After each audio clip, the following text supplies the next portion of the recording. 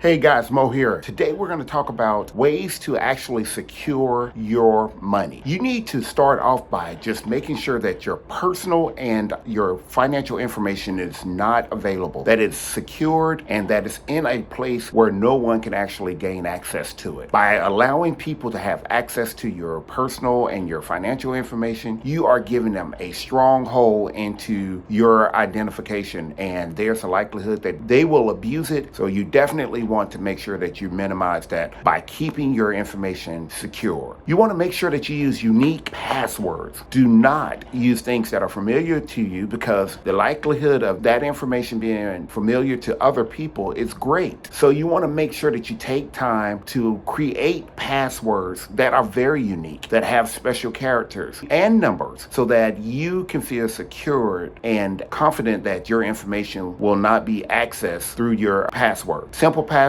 out the window. Definitely more complex passwords will save you a lot of headache in advance. You want to check your bank statements regularly. Make sure that those bank statements are checked and that you have reviewed them, because a lot of times what happens is when people are actually trying to take money from you, they usually don't take it right away in a large amount. It's a little bit here and a little bit there. The likelihood of you finding it is very slim if you're not reviewing. So what many scammers will do, they will actually take $1 today, and they may take $1 again in 2 days, or it may be $3 in 4 or 5 days. And before you know it, over a period of time, it's accumulated and it's gone from $1 to $20, $25, $30. And over a longer period of time, you have been robbed of hundreds of dollars. So you definitely want to review those bank statements often and make sure that the transactions that you see are indeed yours and not some scammer. You want to be very cautious of any type of email that you're receiving or phone calls asking for your information. If anyone is calling to ask for your information, there's a likelihood that it's not legitimate. And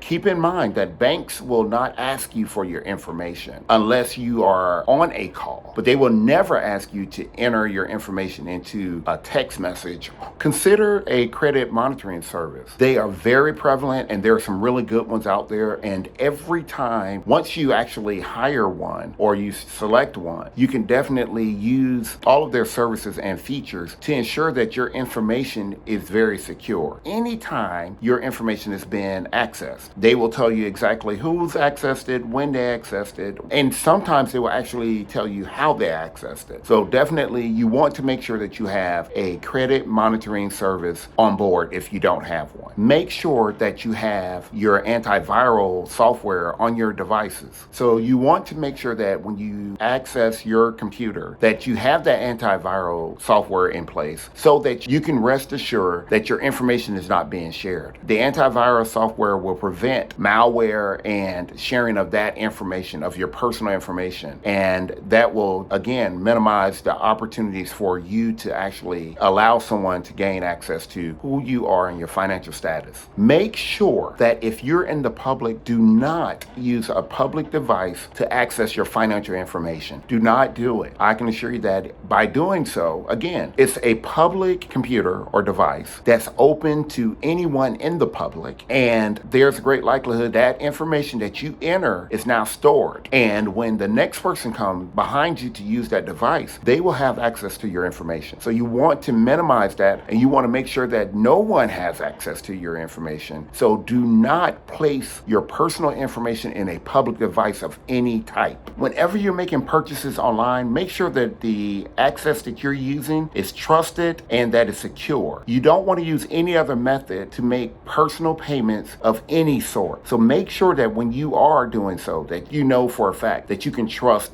that portal and that your information will not be shared. Make sure that you're also checking your credit. Subscribe to one of the credit reporting agencies or softwares and make sure that you have access to your credit at all times. By having access to your credit at all times, you'll be able to quickly identify if an unauthorized charge of any sort has been added to your account. You can take action right away to minimize multiple encounters of someone using your credit unwillfully or unlawfully. Scour the internet, scour the news, look at different articles about different types of scams. Always be aware of the number of scams that are out there to make sure that you stay on top of it and you do not experience anything that could lead to financial ruins or information sharing of your personal data. These things are very helpful for securing and protecting your personal and financial information. Make sure you start today if you haven't already done so. I hope all this information has been helpful for you. Please like, share, and subscribe. Until next time, have a great one and protect your financial future.